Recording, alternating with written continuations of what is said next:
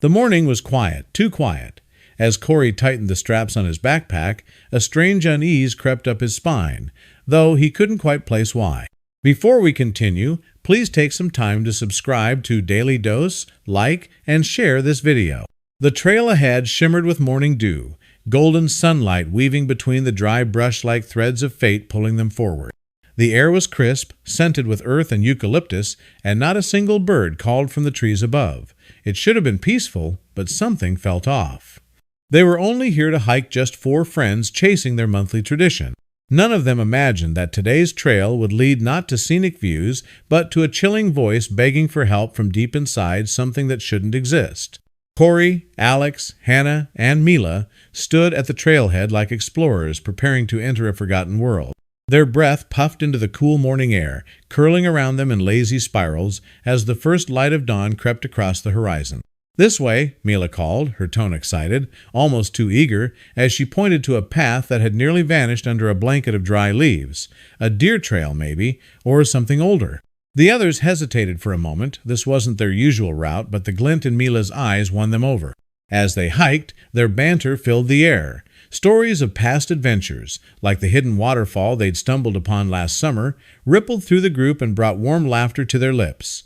The dry bushland was a far cry from the shaded forest they usually explored, but it held its own strange beauty. Sunlight spilled over rolling hills, casting everything in a golden hue. Mila, leading with purpose, pointed out birds nesting in hollow trees and lizards darting across rocks, trying to validate her choice of trail. Bit by bit, the unfamiliar path began to feel magical.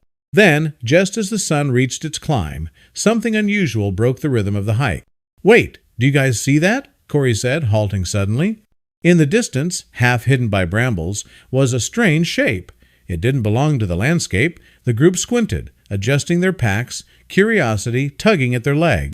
What they saw as they approached stopped them in their tracks. A massive structure loomed ahead of nest, but not the kind built by any bird or creature they knew. The thing was colossal. Intertwined branches, vines, and bits of unidentifiable material formed a dome-like mass, intricately woven together with almost unnatural precision. It was as though nature had tried to mimic architecture, or someone had tried to mimic nature. Either way, it didn't make sense. "This isn't normal," Alex murmured, his voice catching in his throat. They stood there for a moment in silence, each one struck by a mixture of wonder and creeping dread. "Maybe it's art," Mila offered, her voice not quite convinced. "Or like a survivalist shelter?" They edged closer, cautiously circling the bizarre construction. There were no signs of tools, no footprints, no paths leading in or out, just the nesthooge, silent and raw. Mila reached out, fingertips hovering inches from the brambles. "Wait," Hannah said sharply. "Don't touch it. We don't know what it is." Mila's hand paused mid-air. The group fell still again. Then it came. A voice, faint, muffled. "Help me." The words were so soft they nearly vanished into the wind. But they all heard it. Mila's head snapped toward the nest. "Did you hear that? I'm not imagining this, right?" Her face had gone pale, eyes wide. No one answered at first. Corey looked around as if expecting a hidden speaker or prank. "It's probably an animal," he muttered, "or the wind, right?" Another pause. "Help me." Clearer this time, undeniably human, and terrified. The blood drained from their faces. Adrenaline surged. No one spoke now. The nest, once a source of wonder, was now something darker, something that might be hiding someone in desperate need. "We can't just leave," Mila said, her voice now steady with purpose. "There's someone in there." Together, they scanned the nest for an opening any way inside. The thick wall of branches and brambles didn't give easily. Every surface they touched felt dense, like the entire structure had been compressed over time. Still, they tried. Fingers scraped, nails split, but the structure held strong. Again came the whisper, desperate, pleading. "Help me." The voice wasn't just a sound anymore, it was a mission. Mila's jaw set. "We have to do something." "Piece by piece," Corey suggested. "We'd take it apart, carefully." "But what if it collapses?" Hannah countered, anxiety rising. They stood at a crossroads each, afraid to act and afraid not to. But Mila stepped forward, her voice cutting through the tension. "We can't waste time debating. If someone's in there, they're counting on us." She began gently prying at the outer branches, urging the others to help. Slowly, the others followed suit, pulling and tugging, clearing layer by layer with delicate precision. It wasn't easy.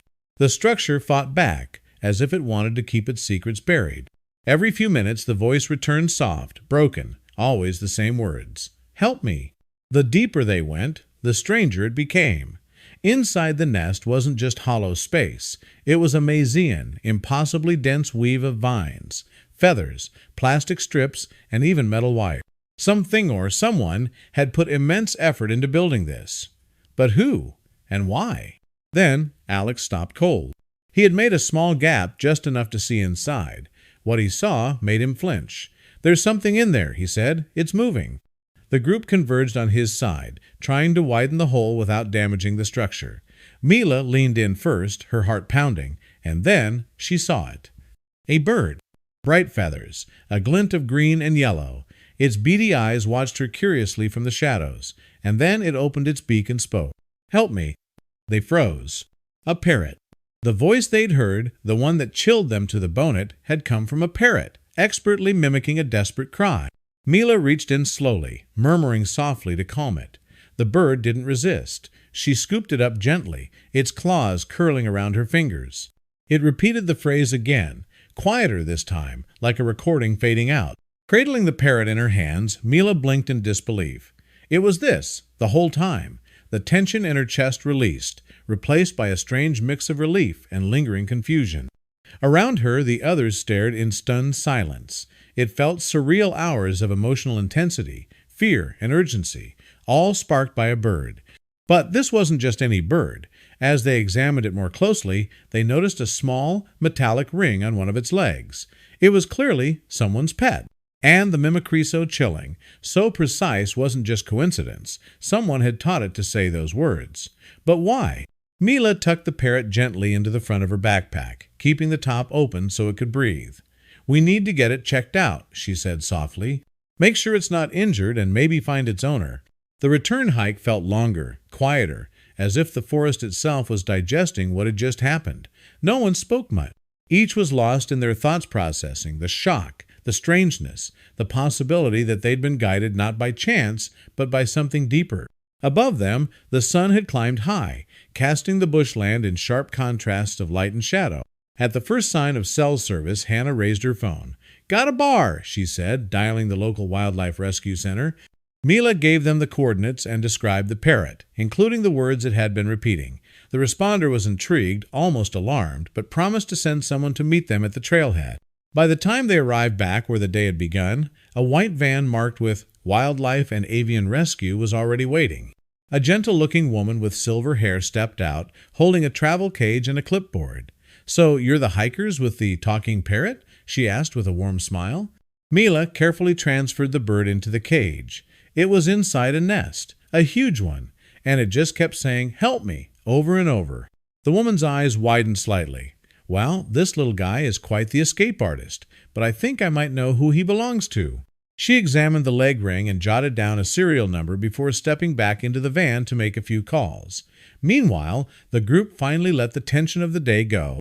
Sitting on a fallen log, they recounted the adventure, now able to laugh a little at how seriously they'd taken it, but also still shaken by how real it had all felt.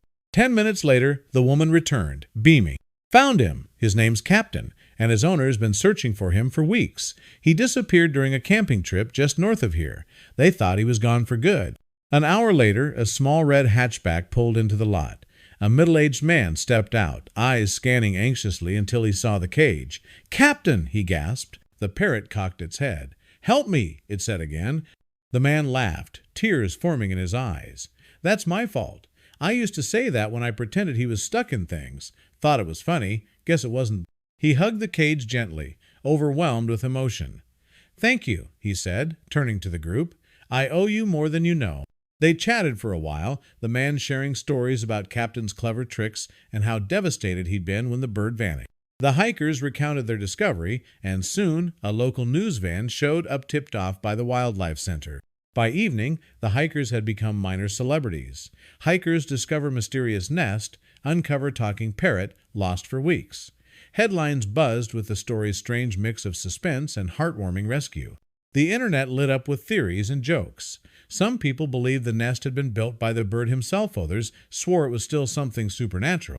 Later, as the group sat around a fire pit back at Mila's place, they replayed the day over mugs of hot tea. "I still can't believe we thought someone was trapped in there," Alex said, shaking his head. "We did the right thing," Mila replied. "Even if it wasn't a person, we didn't ignore a cry for help." Corey poked at the fire with a stick. "That's the part that gets me. We followed a voice, thinking someone needed saving, and we still saved someone, just not who we expected." Hannah looked up at the stars. "Maybe that's the lesson," she said quietly. "Sometimes you follow the mystery, not knowing why, and you end up exactly where you're supposed to be."